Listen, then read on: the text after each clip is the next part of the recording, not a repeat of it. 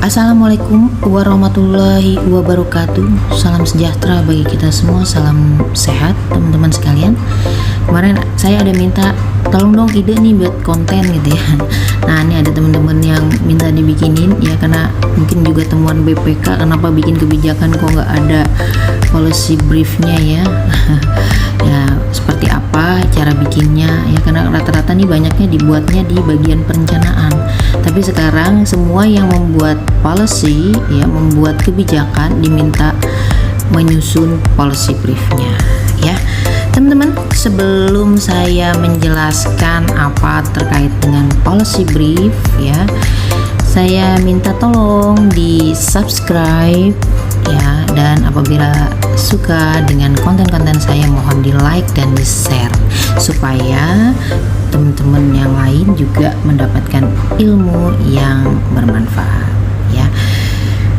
Baik teman-teman sekalian, kita masuk ke materi ya. Isinya apa aja dari paparan yang akan saya jelaskan. Yang pertama terkait apa sih policy brief. Kedua, bedanya apa sih policy brief dengan jurnal, dengan naskah akademik atau NA ya. Kemudian cara menyusunnya bagaimana, cara menulisnya yang efektif ya, itu seperti apa. Bagaimana mempublikasikan policy brief ini. Nah, terakhir adalah penutup dan tips cara praktis ya. Teman-teman sekalian, apa sih policy brief ya? Jika kita lihat dari arti kata ya, policy artinya kebijakan dan brief artinya singkat ya atau ringkas ya. Jadi policy brief itu adalah kebijakan yang ringkas ya, berisi terkait dengan kajian, analisis, data ya, supaya kebijakan yang akan kita lakukan itu ada dasarnya. Dasarnya apa? Dasarnya analisis, dasarnya data, dasarnya kajian. Jadi tidak ada kata error dulu baru di trial ya. Kalau saat ini kan kita kebanyakan begitu ya. Error dulu ya, tidak di exercise, tidak dianalisis ya, ini sudah dilaksanakan. Akhirnya apa? Akhirnya kebijakan yang kita keluarkan itu mandul. Ini kalimat saya ya, regulasinya mandul, kebijakannya mandul. Kenapa? Karena tidak didukung dengan data, tidak didukung dengan analisis, kajian dan lain-lain ya. Nah, itu kita buat tujuannya untuk memberikan rekomendasi kepada pimpinan atau pemangku kepentingan ya, supaya lebih jelas, cepat ya, baik mungkin dari sisi perencanaan, kurikulum dan lain-lain, supaya ketika kita laksanakan itu sudah termitigasi apa yang bakal jadi halangan, jadi tantangan, solusinya apa, rekomendasinya apa gitu ya. Jadi nggak kita coba dulu terus habis itu ternyata tidak bisa dilaksanakan. Apalagi Indonesia ini kan terdiri dari berbagai pulau ya, terdiri dari berbagai suku ya. Kalau tidak benar-benar kita kaji ya yang memang layak untuk semua, ini akan ya seperti saat ini ada beberapa regulasi yang mandul, tidak dipakai ya. Lalu teman-teman sekalian, kita juga mendengar atau biasa mengenal dengan kata jurnal atau naskah akademik ya. Bedanya apa dengan policy brief? Nah, kalau policy brief tadi seperti dari katanya adalah kebijakan ringkas ya, ringkasan ya. Berarti isinya nggak banyak-banyak teman-teman ya, cukup 4-5 halaman saja ya. Mau dibuat cantik dengan Canva boleh ya. Kemudian pemakainya siapa? Yaitu pejabat ya, kemudian pembuat kebijakan ya, bisa pimpinan kita juga. Jadi apa-apa tuh selalu bikin policy ya. Dulu mungkin kita cuma telan stop, sekarang lebih keren lagi dengan policy brief. Nah, kalau telan stop kan hanya regulasi saja ya yang ditelaah, tapi kalau policy brief itu ada kajian, ada data dan lain-lain. Nah, untuk Jurnal ini lebih panjang teman-teman ya, harus dengan penelitian teman-teman ya. Ya, boleh ditaruh di sosmed atau di blog ya, atau di websitenya teman-teman ya, atau mungkin dijurnalkan ya, untuk jurnal ilmiah, baik jurnal luar negeri ya. Ini biasanya untuk penelitian ya, penggunanya adalah akademisi, dosen, peneliti dan lain-lain ya. Ini biasanya lebih mengambil objeknya, penelitiannya adalah secara ilmiah ya. Misalnya terkait dengan makan bergizi gratis ya. Kalau policy brief dia hanya memberikan kajian bahwa sekian data anak-anak sekolah gitu ya, terus kemudian dianalisis kajiannya seperti apa ya, berapa orang yang perlu diberikan. Nah, itu policy brief. Tapi kalau jurnal ini mungkin lebih ke penelitiannya, bagaimana jumlah anak yang stunting, terus bagaimana efeknya dan lain-lainnya. Ini lebih ke ilmiah. Nah, kemudian untuk naskah akademik ini digunakan untuk penyusunan regulasi ya, seperti perda gitu ya, perlu dengan naskah akademik ya, kemudian PP ya. Jadi tidak ada lagi yang aneh-aneh, terus pas lagi melaksanakan kita bingung ya, bagaimana ini cara melaksanakannya, tanya naskah akademiknya mana, copy paste. Padahal naskah akademik ini kalau teman-teman bikin sendiri itu lebih paham ya, tapi teman-teman lebih senangnya minta tolong ya kepada konsultan dan lain-lain. Kalau konsultannya paham sih nggak masalah ya, konsultannya juga bukan praktisi ya, mohon maaf ya teman-teman ya. Jadi akhirnya ya dia membacanya lebih ke seorang akademisi gitu ya, dia tidak tahu ada hal-hal apa yang terjadi di kebijakan-kebijakan publik ya. Nah, oleh sebab itu lebih baik teman-teman buat sendiri, atau carilah kalau memang ada dananya itu ke orang-orang yang memang paham terkait dengan cara menyusun naskah akademik ya. Ya, walaupun namanya akademik nggak mesti harus di akademisi ya, tapi harus lebih yang paham ya. Bu pakai chat GPT boleh, tapi hanya sekedar ide ya. Tapi kalau untuk semuanya ya nggak bisa loh teman-teman ya, data analisis ya. Jadi nggak semuanya kita kehilangan job sebenarnya ya, atau kehilangan sesuatu, karena tetap saja kita harus manusia yang turun gitu ya, untuk mendata, untuk mengkaji, menganalisis gitu ya. Nggak bisa sebuah robot gitu ya untuk mencari terutama data ya, karena kan data yang ada di dunia maya itu rata-rata adalah data yang umum gitu ya. Nah, sedangkan kita lebih ke wawancara, FGD dan lain-lain yang lebih touching, lebih dekat dengan objeknya ya. Nah, bagaimana sih cara langkah-langkah menyusun policy brief? Yang pertama, kita identifikasi isu strategis ya. Karena kebetulan saya sekarang di Badan Strategi Kebijakan. Jadi kadang-kadang tidak mesti harus disuruh dulu oleh pimpinan, tapi kita sudah memetakan. Dimulai dari prioritas nasional itu kita sudah memetakan kira-kira isu apa nih yang bakal bisa kita angkat atau kita buatkan polisinya. Begitu juga teman-teman ya, kalau misalnya teman-teman ada di bidang yang memang harus membuat kebijakan atau prognosis ya untuk suatu penganggaran, misalnya perencanaan. Nah, ini perlu kita identifikasi ya. Lalu cari data ya, jangan ya berdasarkan tahun lalu sekian, udah tahun sekarang ya kurang lebih segitu gitu ya. Nah, ini perlu dikaji ya, karena kenapa?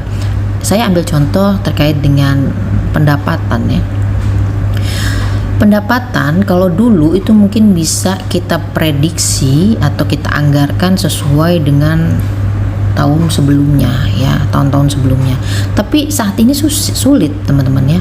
Karena apa? Karena keadaan ekonomi Indonesia ya itu fluktuatif ya, terutama setelah COVID ya. Jadi nggak bisa tembak-tembakan ya udah anggarin sekian, nggak bisa. Terus sama juga sebenarnya dengan untuk dana transport itu agak sulit ya. ya, karena kadang-kadang kita sudah membuat seperti tahun sebelumnya, tapi karena ini bukan yang bisa kita kendalikan, ya sudahlah kita buat seperti itu. Tapi kadang kita fatal ya, karena sudah membalancekan dengan belanja gitu ya, ternyata salah gitu ya. Nah kemudian juga kita kadang-kadang males gitu ya, di perubahan kita tidak melakukan perubahan terkait dengan pendapatan, padahal menetapkan anggaran pendapatannya saja itu nggak pakai kajian, hanya berdasarkan data-data tahun sebelumnya, pakai rumus udah selesai gitu ya. Nah selanjutnya kita buat tujuan ya, rumuskan tujuan ya, dan audiensnya siapa kita cari ya. Kalau memang teman-teman adalah mau melakukan penganggaran terkait dengan pendapatan daerah, terutama pajak kendaraan bermotor, maka dicari nih ya, tujuannya siapa, audiensnya siapa ya. Berarti orang-orang yang punya kendaraan dengan plat tertentu sesuai dengan provinsi ya.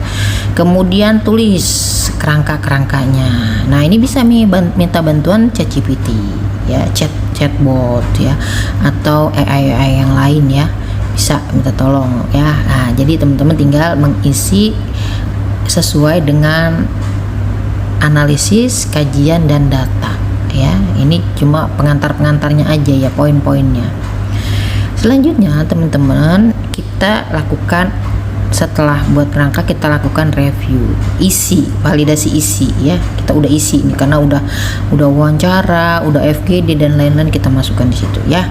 Nah kemudian kita masukkan ke pimpinan ya, pimpinan apabila berkenan dia meng-approve ya, atau legalisir atau menandatangani ya. Setelah itu tinggal didistribusikan ya, bisa lewat formal atau bisa dari sosmed ya. Nah itu langkah-langkah penyusunan policy brief ya. Bagaimana sih supaya policy brief ini efektif? Seperti saya katakan tadi, jangan banyak-banyak, idealnya 24 halaman. Ini isi ya, jangan ditambahin sama oh ya karena pakai Canva dia pakai cover gitu ya. Ya boleh, tapi sebaiknya isinya aja 24 halaman ya. Biasanya A4 saja dengan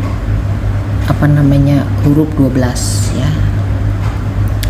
Selanjutnya dari sisi bahasa ya, lugas ya, nggak usah berbelit-belit karena cuma 24 halaman ya, karena ini kan ringkas ya, brief artinya ringkas ya.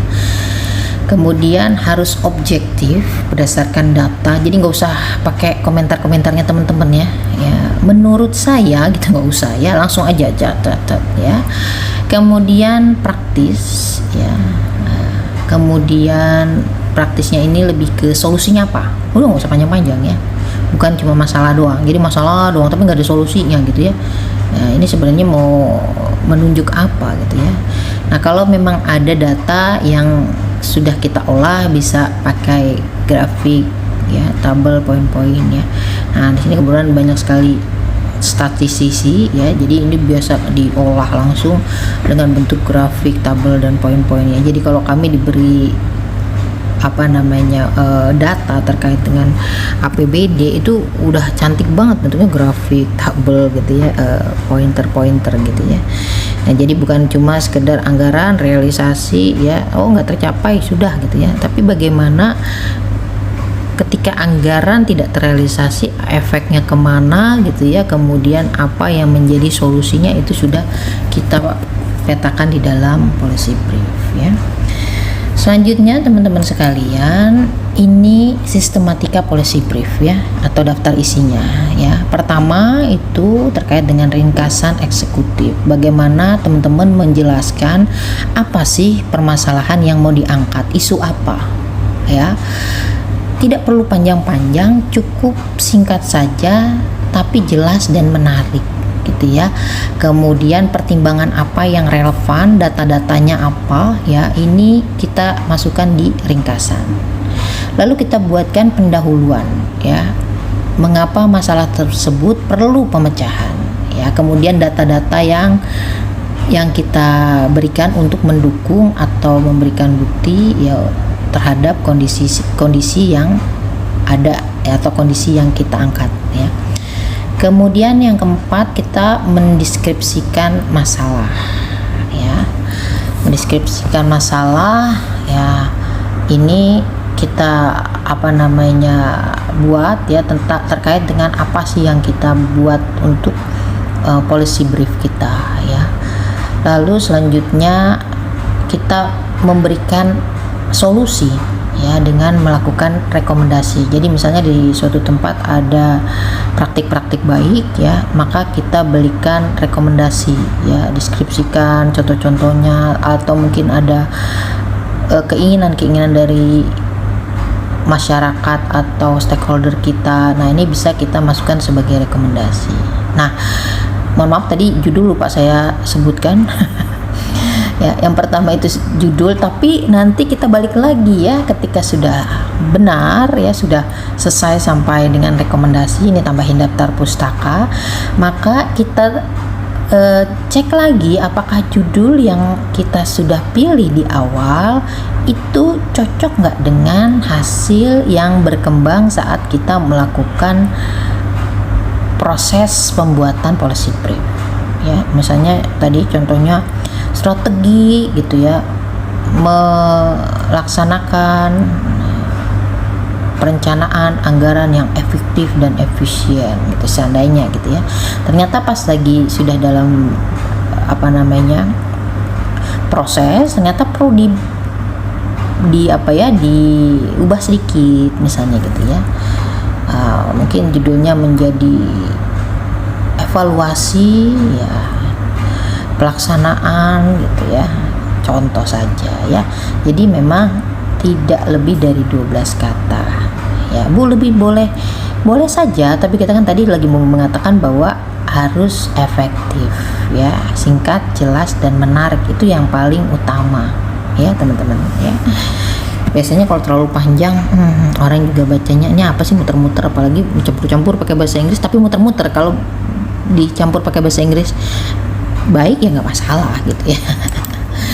Nah, selanjutnya teman-teman ya, lalu bagaimana sih cara menyusun policy brief ya, atau sumber-sumber penyusunannya apa aja gitu ya. Yang pertama dari riset ya, kajian kebijakan ini kita riset ya berdasarkan wawancara, survei ya, kemudian juga mungkin diseminasi ya, bertanya ya. Kemudian dari dokumen yang sudah ada kita review kebijakannya ya, mungkin di situ ada SE, ada Kepres, Kepmen, dan lain-lain, atau mungkin regulasi setingkat perkada, perda, ini bisa kita review ulang ya. Kemudian untuk praktik-praktik yang terbaik ya, atau best practice ya, misalnya ada yang sudah memberikan makan siang bergizi gratis untuk daerah Cimahi misalnya gitu ya. Nah, di sana ada trik-triknya. Nah, ini boleh juga kita evaluasi ya, kita berikan rekomendasi, ini loh yang baik gitu ya. Silakan bisa dicontoh ya. Nah, ini bagaimana kita mengkajinya, kemudian menganalisisnya. Dan yang keempat adalah naskah akademik. Jadi misalnya kayak perda-perda itu biasanya bikin ada naskah akademik, ini perlu juga atau bisa juga kita buatkan policy briefnya ya. Bisa kan, karena naskah akademik lebih panjang ya, ini bisa kita singkat, kita evaluasi apakah memang kebijakan yang sudah dibuat di naskah akademik ini bisa diterapkan. Nah, kalau memang tidak ada atau misalnya sulit untuk diterapkan, kita bisa memberikan rekomendasi atau solusi.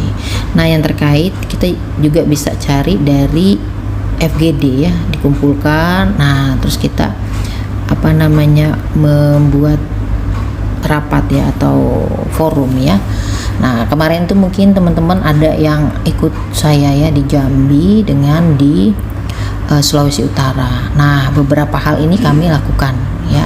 Pertama FGD ada ya, kemudian wawancara juga kita buat, kemudian praktek-praktek ya, praktek-praktek pelaksanaan BPJS tenaga kerjaan waktu itu ya di Jambi dengan di Sulawesi Utara ya. Nah, ini mereka memberikan untuk masyarakat rentan, kemudian untuk pemuka-pemuka agama ya. Bisa dari APBD ya, bisa dari sharing ya, dari ASN peduli katanya gitu ya. Ada yang juga dari CSR, ada juga yang dari APBD ya, tapi kita utamakan karena ini pengen nyari praktek baik ya, jadi kami usahakan ini juga meminimkan penggunaan APBD dan APBDes ya. Jadi akhirnya kita bikin susunan policy ya, itu lebih ke subsidi silang atau ke inovasi-inovasi pembayarannya. Itu salah satu contoh ya. Selanjutnya teman-teman, teknik cara pengumpulannya, yang pertama kita pakai studi pusaka dulu ya, baru kita lakukan dengan dokumen kebijakan, lalu disurvei, diobservasi, lakukan wawancara, FGD ya, sosmed ya, kita lakukan sosmed juga ya. Di sosmed ini bagaimana ya keadaannya ya, baru kita melakukan online tracking, di online ya, ini bagaimana untuk data dan informasi terkait dengan isu ini ya. Memang ada yang isu yang bisa masuk ke online, ada yang cukup di level sampai FGD atau kebijakan di internal, itu juga ada ya. Tapi kalau isunya ini cukup luas ya, ini mungkin ada di sosial media, bisa kita cek juga mungkin komen-komen orang ya di online-nya ya, ini bisa kita tracking ya. Selanjutnya teman-teman sekalian, apa sih resepnya supaya policy brief ini baik ya? Yang pertama, tepat sasaran ya, jangan nggak tepat sasaran nih. Ini kita mau bikinnya apa gitu ya, yang kita lakukan analisis ya yang lain gitu ya, karena kita ngerasa ini bagusan ini atau pengen pulang kampung gitu ya, jadi saya maunya yang A gitu ya. Kemudian visibilitas cara implementasi ya, ini jadi lebih transparan gitu ya untuk diimplementasikan gitu ya, tidak rancu gitu ya. Nah, kemudian populer ya, jadi jangan kita memberikan kebijakan itu sulit dilaksanakan karena aneh gitu ya atau agak, kalau anak-anak sekarang ngomongnya agak ini ya, nggak ngotak katanya gitu ya. Ini gimana sih ini kebijakan nggak ngotak gitu ya, nggak bisa dilaksanakan seperti itu ya. Nah, selanjutnya setelah kita sudah menghasilkan policy brief, maka kita bisa melakukan publikasi. Nah, kita contoh untuk target pembaca ini siapa? Karena kita pengambil keputusan, maka kita share ini ke teman-teman atau ke pimpinan atau ke orang-orang yang memang bisa mengambil keputusan ya, legislatif, media dan lain-lain. Kanal publikasinya bisa pakai website resmi, medsos, atau forum kebijakan ya, pakai format PDF dan infografis, Canva dan lain-lain. Kemudian kita buat juga versi singkatnya di WhatsApp atau presentasi pointer-pointernya ya. Kemudian kita juga mengevaluasi dampak dari policy brief yang kita setelah buat ya. Setelah kita buat, kita evaluasi mungkin seminggu, 2 minggu ya, tergantung kita memang mau melihat responnya dari objek gitu ya, objek yang kita mau berikan policy brief ya, bagaimana responnya terhadap kebijakan yang telah kita keluarkan. Selanjutnya teman-teman, tips dari saya ya terkait dengan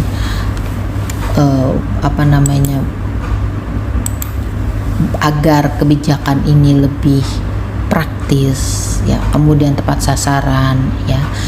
Yang utama adalah fokus satu isu inti, bahasa juga sederhana, nggak usah aneh-aneh, nggak usah pakai komentar saya atau menurut saya ya, sudah fokus pada satu inti ya. Nanti kalau teman-teman mau melihat contoh policy brief ya, boleh nanti bisa minta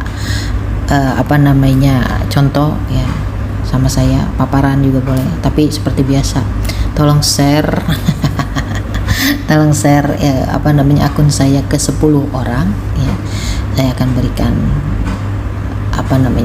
presentasi atau mungkin contoh dari policy briefnya. Kemudian libatkan stakeholder ya ini sebagai pelaksana kebijakannya ya. Kemudian susun sesuai data dan akhiri dengan solusi. Sekali lagi solusi, jangan nggak ada solusinya ya. Rekomendasinya apa ya. Kemudian setelah itu jangan disimpan di laci ya, dipublikasikan secara berkala ya.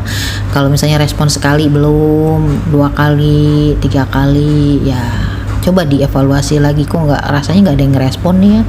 Nah, atau mungkin nggak dilakukan, mungkin kebijakan kita ada yang kurang atau salah gitu ya. Nah, seperti itu teman-teman untuk praktisnya.